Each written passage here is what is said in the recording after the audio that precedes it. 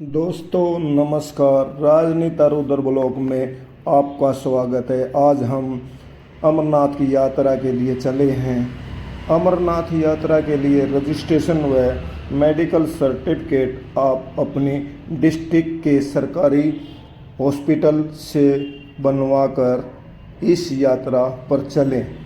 आपका registration Jammu camp व श्रीनगर से भी हो सकता है, परंतु इसमें बहुत समय लग जाता है। आप इस यात्रा को हवाई जहाज़ से भी कर सकते हैं, जो कि आपको श्रीनगर एयरपोर्ट लगेगा। वह ट्रेन द्वारा भी आप इस यात्रा में जम्मू आ सकते हैं। वह दिल्ली से सीधी जम्मू के लिए बस द्वारा भी आ सकते हैं। यह यात्रा वर्ष में 1 जुलाई के आसपास शुरू होकर 15 या 20 अगस्त तक चलती है।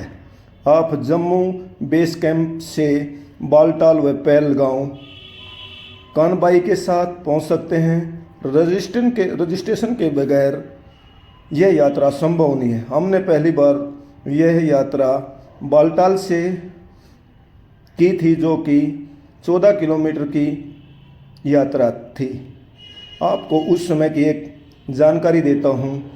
हम श्रीनगर से बस में 25 श्रद्धालु सवार होकर, जो कि बालटाल बेस कैंप जा रहे थे, रास्ते में रजिस्ट्रेशन चेकिंग के दौरान सिर्फ हम 5 यात्रियों के पास रजिस्ट्रेशन मिला। बाकी 20 आदमियों के पास रजिस्ट्रेशन नहीं था। उन सभी को बस से नीचे उतार दिया गया और हम 5 यात्रियों को ही बालटाल बेस कैंप लेकर गई। इसलिए आप रजिस्ट्रेशन कराकर ही इस पवित्र यात्रा को करें। आज हम यह यात्रा पहलगांव से कर रहे हैं, जो कि 42 किलोमीटर पैदल यात्रा है। आप इस यात्रा को बालटाल व पहलगांव से पैदल, घोड़े व पालकी द्वारा कर सकते हैं। आप इस यात्रा में हमारे साथ कुछ दूरी तक आप चलिए और कुछ दूरी तक हम चलेंगे। यात्रा का सफ़र बहुत ही अच्छा रहेगा।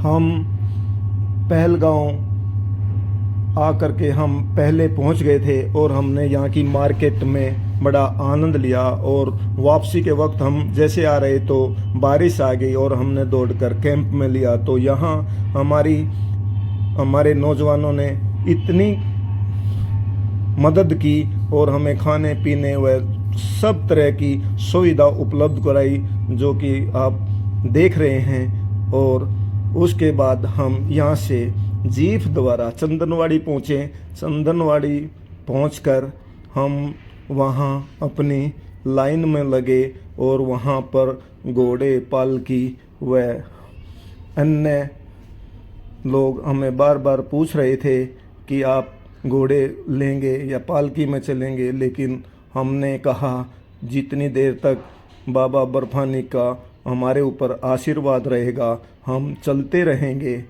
और उसके बाद घोड़े व पालकी द्वारा हम भी जैसी बाबा की इच्छा हो वैसा करेंगे।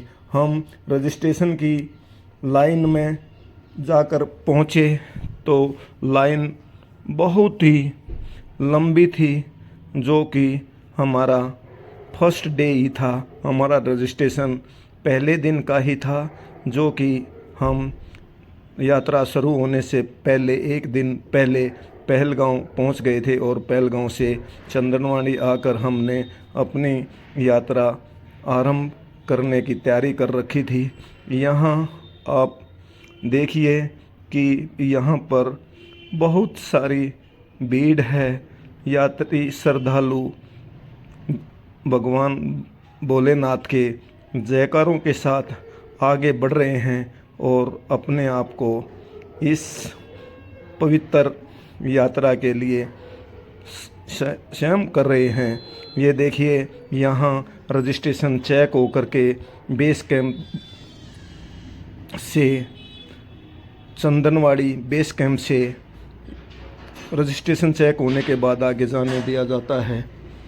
इससे हमने भी अपना रजिस्ट्रेशन चेक करवाया और चंदनवाड़ी से भगवान भोले का नाम लेकर हम अपनी यात्रा के लिए आगे चल पड़े। यहाँ घोड़े, पालकी व पैदल यात्रियों का तांता लगा हुआ है, जो कि बहुत ही सुंदर लग रहा है और लोगों में बहुत उत्साह है। कभी पहाड़, कभी पत्थरों के ऊपर से चलना पड़ रहा है, कभी टेढ़े मेढ़े रास्ते हैं जो कि बहुत ही ज़्यादा कठिले हैं। और यहाँ पीसू घाटी पर पहुंचकर हमने थोड़ा आराम किया। बताया जाता है कि पीसू घाटी में भगवान भोले ने राक्षसों का संहार किया था और इसलिए इस घाटी का नाम पीसू घाटी पड़ा। इससे फिर हम आहिस्ता आहिस्ता अपने आप को सुदृढ़ करते हुए, ताकतवर बनाते हुए, भगवान का आशीर्वाद लेते हुए, भगवान के जयकारों के साथ आगे चलते रहे और हम एक के साथ एक भगवान के जयकारों का नारा लगाते हुए आगे हम जॉर्ज पाल पहुँचे। और जॉर्ज पाल पहुंचकर भी हमने थोड़ा आराम किया और आराम करने के बाद हम फिर यहाँ से सुंदर दृश्यों को देखते हुए, निहारते हुए, अपने आप को भाग्यशाली मानते हुए आगे बढ़ने लगे। जैसे जैसे हम आगे बढ़ रहे थे, भगवान की कृपा भी हमारे सिर पर हाथ रखा हुआ था, बनी हुई थी, जो कि हमें और ताकतवर बना रही थी। हमने किसी भी तरह की कोई कठिनाई नहीं हुई और हम एक दूसरे का सहारा बनकर भगवान का नारा लगा करके आगे बढ़ते रहे, आगे बढ़ते रहे। भगवान भी कहते रहे, बेटा तुम आओ मेरे चरणों में, मैं तुम्हें कोई भी परेशानी नहीं होने दूंगा, मेरा आशीर्वाद तुम्हारे साथ है। और हम इसी आशा से भगवान के चरणों की छाया में चल रहे थे। और आगे जाकर ये देखिए, यहाँ बर्फ़ की सुरंग है जो कि बहुत ही सुंदर है। यहाँ पर हर व्यक्ति, हर श्रद्धालु, हर यात्री इस बर्फीली सुरंग में आकर के अपने फ़ोटो, अपने आप को इसके नीचे एक बार खड़ा करके ज़रूर अपने फ़ोटो व अपनी यादें ताज़ा कर लेता है कि हमने यहाँ आकर भी बड़ा आनंद लिया और अपने फ़ोटो वगैरह खिंचवा कर आगे चल पड़े। इसके बाद हम काफ़ी सहजता से आगे बढ़ रहे थे कि रास्ते में टेंट वगैरह भी लगे हुए थे, जिनमें खाने का प्रबंध था। और जो भी जिसको किसी भी तरह की ज़रूरत होती है, इन भंडारों में हर ज़रूरत को पूरा किया जाता है। आहिस्ता आहिस्ता हम आगे बढ़ रहे थे और यह यात्रा लगभग 2 दिन या 3 दिन में पूरी होती है, लेकिन हमने इस यात्रा को बड़ी सरलता से, पहले दिन हम चंदनवाड़ी तक पहुँचे और हमने चंदनवाड़ी तक जा कर के टेंट लिया और आराम किया। चंदनवाड़ी तक एक दिन लग जाता है। अगले दिन अगर थोड़ा सुबह उठकर जल्दी ही यहाँ से चलें तो पवित्र गुफा तक पहुँच सकते हैं। हम में बड़ा हौसला था और हौसले के साथ हम आगे चलते रहे और सुंदर वादियों का नज़ारा लेते हुए, इनको निहारते हुए आगे बढ़ते रहे जैसे भगवान हमें पुकार रहा है। हम झरनों का आनंद लेते रहे। इन झरनों के नीचे खड़े होकर के हमने बड़ा ही आनंद लिया। और ये देखिए बड़े ही सुंदर झरने एक के बाद एक जो बहुत ही ऊंचाई से नीचे गिर रहे हैं, और सभी श्रद्धालु इन झरनों का आनंद लेते हुए आगे बढ़ रहे थे। सभी को बड़ा अच्छा महसूस हो रहा था। ये देखिए कितना सुंदर, कितना अच्छा झरना है, जो कि देख ये लगता है कि हम इसे देखते ही रहें, देखते ही रहें। और हम ये हमारे बेटी, बेटा और हमारी पत्नी, हम सब इन झरनों का आनंद लेते हुए आगे बढ़ते रहे। और ये देखिए कितना सुंदर, ऐसा लगता है कि यहीं पर रहें और इन वादियों का बड़ा आनंद लें। ये वादियाँ भी पुकार पुकार कर कह रही हैं कि यही है स्वर्ग, यही है स्वर्ग। ये फिर हम शेषनाग झील पर पहुँचे। इसमें बताया जाता है कि भगवान भोलेनाथ ने यहाँ शेषनाग झील में भगवान भोले ने शेषनाग को छोड़ा था, और इस जगह का नाम शेषनाग झील पड़ा, जो कि यहाँ का पहला पड़ाव होता है। और यहाँ यात्री आकर के शाम तक चंदनवाड़ी से पैदल चल के शाम तक पहुँचते हैं, जो कि यहाँ शाम हो जाती है। और यहाँ चेक पोस्ट पर रोक दिया जाता है। 3 PM के बाद यहाँ से आगे नहीं जाने दिया जाता, इसलिए यात्री यहाँ रुकते हैं। और अगले दिन सुबह 5 बजे, सुबह 5 AM पर यात्रियों को यहाँ से आगे जाने के लिए छोड़ा जाता है। और सभी यात्री अगले दिन यहाँ से चलते हैं और अपनी यात्रा को आरंभ करते हैं। उसके बाद यात्री बड़े आराम से इस यात्रा के दूसरे दिन का पड़ाव जारी रखते हैं। रास्ते में बर्फ़ के नीचे बहुत ही सुंदर बर्फीला पानी, जल, जो कि बहुत ही सुंदर है। और यह हमने इसके पुल के ऊपर से इसको पार किया, जो कि बहुत अच्छा था। और आपको बताऊं, यहाँ आकर किसी भी तरह का रिस्क नहीं लेना चाहिए। जब हम यहाँ से चल रहे थे तो हमें पता चला कि यहाँ 3 श्रद्धालु इस ठंडे और बर्फीले पानी में गिर गए, और उनको पता भी नहीं लगा कि वो कैसे गिरे, और उसके नीचे बर्फ़ के नीचे नीचे बहते रहे। आगे जाकर मिलिट्री ने उनको रेस्क्यू किया और उनको हेलीकॉप्टर द्वारा ले जाकर मिलिट्री हॉस्पिटल में ले गए और उनका इलाज किया। उसके बाद हमें पता नहीं उनका क्या हुआ। और अब हम पिसू टॉप पर पहुंच गए। अब हम पर पहुंचे और यहाँ हमने पहुंचकर थोड़ा आराम किया। आराम करने के बाद यहाँ घोड़े व सभी की लाइन खड़ी थी।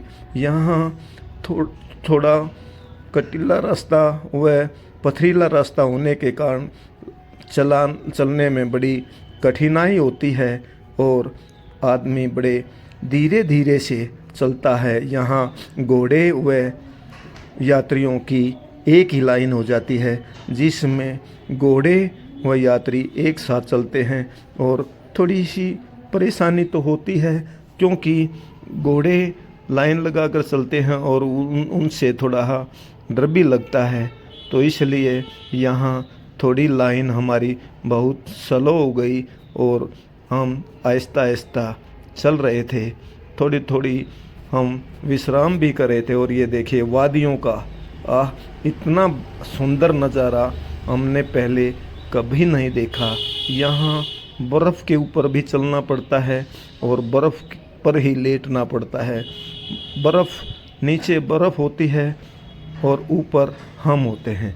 चलना भी बर्फ़ के ऊपर। ये देखिए गुड़िया को, यह है किस तरह से अपनी छड़ी को गणेश टॉप पर पहुंच चुकी है और ये देखिए दस गई है। तो इसलिए यह भी अपने थोड़ा आनंद के लिए इधर उधर है, ताकि ये हमारी तो वैसे तो देख रेख में थी, लेकिन करना यह है थोड़ा लोगों को इससे टलना चाहिए।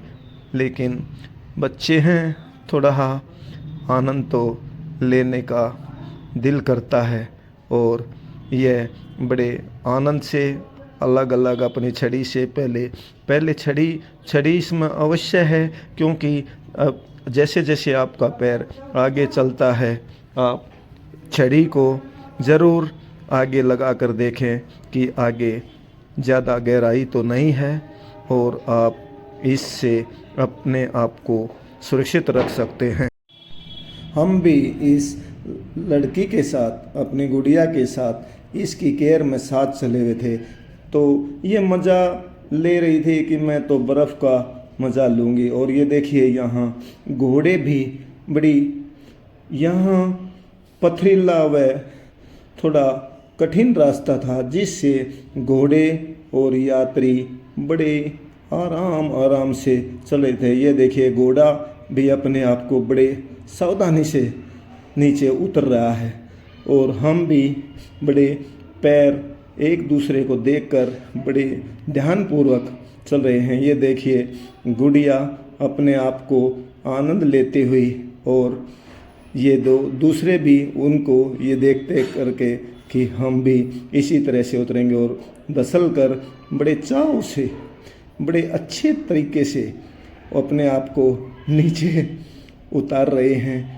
और ये देखिए यही है प्रकृति, यही सौंदर्य। इस सौंदर्य से ही मनुष्य अपने आप को बड़ा भाग्यशाली मानता है और यहाँ की प्रकृति के सुंदरता को देखकर अपने आप को धन्य समझता है और बड़े चाव से इस पवित्र यात्रा को बड़े अच्छे तरीके से अपनी सब तरह के आनंद और स्वर्ग जैसा महसूस समझकर यात्रा को पूर्ण करता है। और भगवान भोले बाबा भी यही कह रहे हैं कि बेटा तुम आओ, मैं तुम्हारे साथ हूँ। ये देखिए पानी, एक एक पत्थर बिल्कुल क्लियर दिखाई दे रहा है कि मानो यहाँ किसी तरह की मिट्टी या किसी तरह का कोई वो नहीं है। यह गंगा जल से कम नहीं है, उससे कहीं अधिक है। ये स्वर्ग का पानी है, ये स्वर्ग का जल है, जो कि माथे पर और जीभ पर लगाने से ही सब अच्छा हो जाता है। ये देखिए बड़ा एक एक कण, एक एक कतरा सब दिखाई दे रहा है कि मानो यह तो बड़ा अच्छा जल है। और यहाँ लाइन ऐसे चल रही है कि एक दूसरे के पीछे पीछे और सब लोग बड़े आनंद पूर्वक अपने आप को, ये देखिए ये प्रकृति का नज़ारा है। ये देखिए इस पवित्र यात्रा को श्रद्धालु यहाँ से, यहाँ की सुंदरता व प्रकृति के अद्भुत दृश्यों को देखकर मंत्रमुग्ध हो जाते हैं और स्वर्ग का अनुभव करते हैं, जो कि आप इस वीडियो में देख रहे हैं। हम भी एक एक पैर को आगे रख रहे हैं और भगवान से जयकारों के साथ उसकी आस्था लेकर के उसके चरणों की तरफ बढ़ रहे हैं, जो कि बाबा बड़े प्यार से हमें आशीर्वाद दे करके बोल रहे हैं कि बेटा आओ, तुम हमारे पास आओ, मैं तुम्हारा इंतज़ार कर रहा हूँ। और हम यहाँ आकर के इन वादियों में बड़े आनंद का नज़ारा ले रहे हैं। हम एक दूसरे के ऊपर बर्फ़ और अपनी ज़िंदगी के खुश नसीब पलों को उनका आनंद ले रहे हैं। एक एक पल का हम बड़ा आनंद ले रहे हैं, जो कि हमें बहुत ही अच्छा लग रहा है। और हम यहाँ एक दूसरे पर बर्फ़ उछाल कर अपने आप को बड़ा ही अच्छा महसूस कर रहे हैं। आप इस वीडियो में देख रहे होंगे, आपको भी इसका आनंद अवश्य मिल रहा होगा। हम बड़े यहाँ हमने आराम किया और आनंद का आनंद लिया, और अपने व एक दूसरे पर हमने बर्फ़ से अटकेलियाँ खेलते हुए हम बड़े आनंद से, बड़े प्यार से यहाँ हमने कुछ विश्राम किया और अपने आप को एहसास महसूस किया, जो कि बहुत ही अच्छा लगा।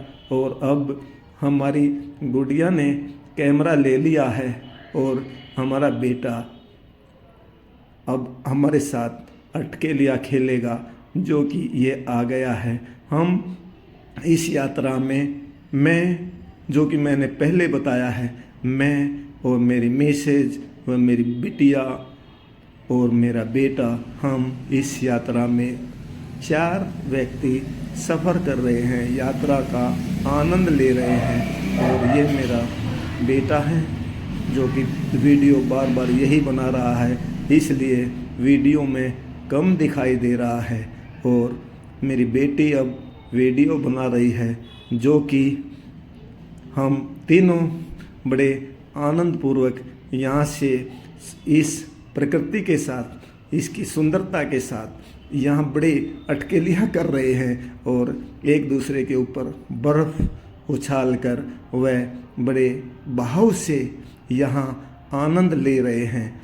यह आनंद बड़े भाग्य से मिलता है, इसलिए आप भी अगर इससे संतुष्ट हैं तो ज़रूर भगवान भोले के चरणों में आइए और अपने आप को यहाँ का आनंद ज़रूर अनुभव करिए।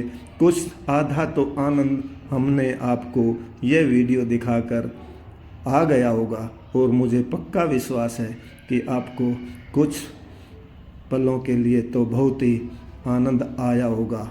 इसलिए आप यहाँ ज़रूर आकर अपने आप को धन्य करिए और भगवान के चरणों में आकर के भगवान का आशीर्वाद लीजिए। यहाँ सभी बड़े आनंद से एक दूसरे का सहारा लेकर भगवान की इस अद्भुत लीला को देखने आते हैं और यहाँ आकर के अपने आप को धन्य समझते हैं। हम भी बड़े आनंद लेते हुए यहाँ आ रहे हैं और अब हम इससे आगे बढ़ रहे हैं। आगे यहाँ बर्फ़ ही बर्फ़, बहुत ज़्यादा बर्फ़ होती है, जो कि बर्फ़ का रास्ता बना होता है और उसी रास्ते पर चलना होता है। यहाँ घोड़े, पालकी व पैदल चलते हैं। यह यात्रा पहलगांव से ही भगवान भोले ने की थी। ये देखिए, हमारा और बिटिया का एक दूसरे को पकड़कर भी चलना बड़ा मुश्किल हो रहा है। यह यात्रा इतनी दुर्गम और कठिन है कि एक दूसरे का सहारा लेकर भी चलना बड़ा कठिन होता है। तो यहाँ सभी वही है कि बड़े आराम से पैर बचा करके, अगर थोड़ा सा भी चूक हो जाती है तो देखो मैं गिर गया, और यहाँ थोड़ी सी भी चूक होते ही पता नहीं इंसान किधर गिर जाए, क्या हो जाए। इसलिए यहाँ संभल कर चलना ज़रूरी है। ये देखिए बेटा भी बड़े आराम से और घिसरता हुआ नीचे जा रहा है, जो कि बहुत ऊंचाई पर थे हम, और ऊंचाई से अब हम नीचे की तरफ आ रहे हैं। यहाँ पर चढ़ना उतरना ये मिलिट्री द्वारा बर्फ़ से रास्ता बनाया हुआ है, जो कि श्रद्धालुओं के लिए बना है, और यह अभी बना है। और इसके बनने से यात्रियों को सुविधा मिल जाती है और उन्हें पता लग जाता है कि रास्ता किधर से है, और इस रास्ते पर श्रद्धालु अपने आप को आगे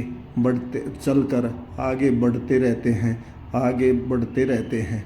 भगवान भी अपने श्रद्धालुओं को किसी प्रकार का कष्ट नहीं होने देते। ये देखिए कितनी ऊंचाई पर खड़े हैं और एक के बाद एक ऊपर से आराम से।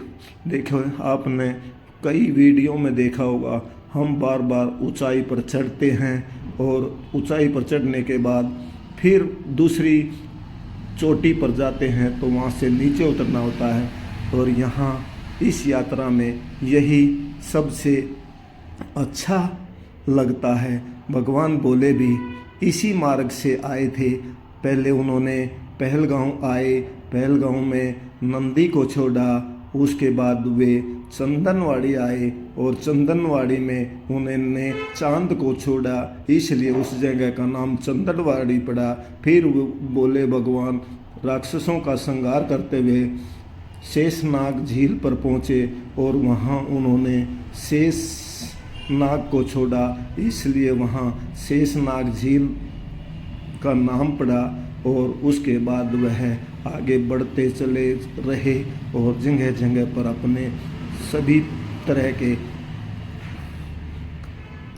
काम करते रहे। जैसे ये देखिए मेरी मिसेज को ये भी अपनी छड़ी को उठाकर आहिस्ता कितनी ऊंचाई से, और यहाँ अगर जो वापसी वाले लोगों के लिए रस्सी का सहारा लेकर ऊपर चढ़ने का रास्ता बनाया है, जबकि उतरने वाले आराम से ऊपर बैठकर अपने हाथों को ऊपर भोले के सहारे छोड़कर नीचे की तरफ उतरते हैं और वो बड़े आराम से नीचे उतर जाते हैं। और वापसी में जो श्रद्धालु दर्शन करके वापस अपने घर की तरफ जा रहे हैं, उनके लिए रस्सा बनाया हुआ है, जो रस्से को पकड़कर ऊपर चढ़ते हैं और अपनी यात्रा को पूर्ण करिए। देखिए भंडारे, अब मैं इन भंडारों का आपको दर्शन कराता हूँ।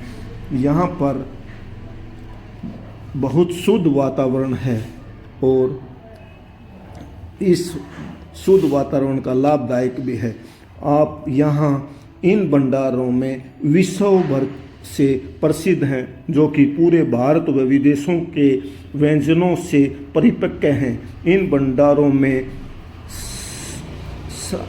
ईस्ट वेस्ट, नॉर्थ साउथ सभी के लिए, सभी जगह के, सभी तरह के व्यंजन बनते हैं। यहाँ पर हर चीज़ आपको खाने में मिलती है, चाहे वह नॉर्थ की हो, साउथ की हो, ईस्ट की हो, वेस्ट की हो, सब जगह के, गुजरात कहीं भी के, हरियाणा, पंजाब, राजस्थान, यूपी, सब पूरे भारत के व्यंजन जो होते हैं वो यहाँ सभी मिलते हैं। और गर्मा गर्म काजू बादाम सब कुछ, सब काजू बादामों को गर्म करके यात्रियों को, श्रद्धालुओं को बड़े प्यार से दिया जाता है। और यह सब यात्रियों के लिए फ्री ऑफ कॉस्ट होता है, जिसका किसी भी यात्री से कोई भी पैसा नहीं लिया जाता।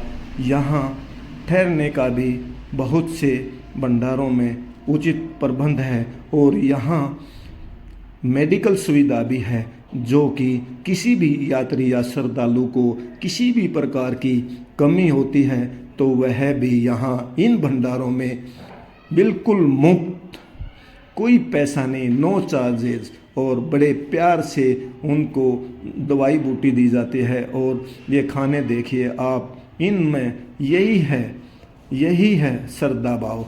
और यहाँ एक दूसरे के प्रति हाथ जोड़कर सभी को खा लीजिए, प्लीज़ थोड़ा सा खा लीजिए, ऐसा कहकर सभी श्रद्धालुओं का स्वागत करते हैं और उन्हें भरपेट जितना जिसको जो चाहे। ये देखिए आप इस भंडारे में, यह विश्व में सबसे फेमस भंडारा है, जो कि यहाँ आप बालटाल, पहलगांव और यहाँ पवित्र गुफा तक सबसे सुंदर, और इस भंडारे को काफ़ी इनाम मिला हुआ है, जो कि सबके लिए उत्तम है। और यह लड़की देखो किस तरह से अपने आप को चल रही है। अब हम पंचतरणी संगम पर पहुंच गए हैं।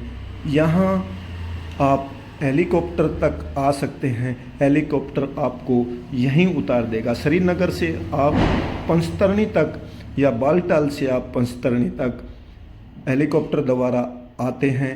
यहाँ से आकर आप ऊपर सिर्फ पैदल ही जा सकते हैं। पैदल मीन्स आप घोड़े, पालकी व पैदल इसी के द्वारा जा सकते हैं। इससे आगे हेलीकॉप्टर नहीं जाता। यहाँ से सिर्फ पवित्र गुफा की 4 या 5 किलोमीटर की चढ़ाई रह जाती है, जो कि श्रद्धालु यहाँ घोड़े, पालकी व पैदल अपनी चढ़ाई करते हैं। और यहाँ ये देखिए, यह हेलीकॉप्टर यात्रियों को बड़े आराम से उतार कर फिर जो यात्री दर्शन करके आ चुके हैं उनको वापस ले जाता हुआ। ये देखिए पंचतरणी का यहाँ संगम है।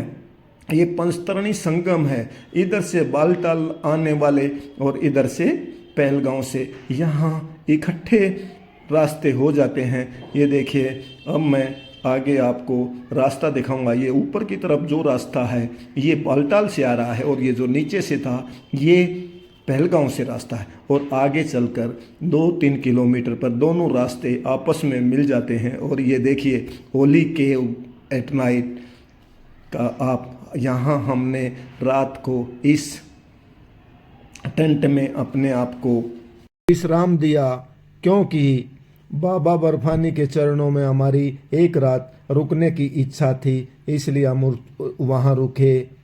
भूखे को अन्न, प्यासे को पानी। जय बाबा बर्फानी। ये बाबा बर्फानी की केव है। और जय बाबा बर्फानी, जय महादेव, सदा तेरी जय हो।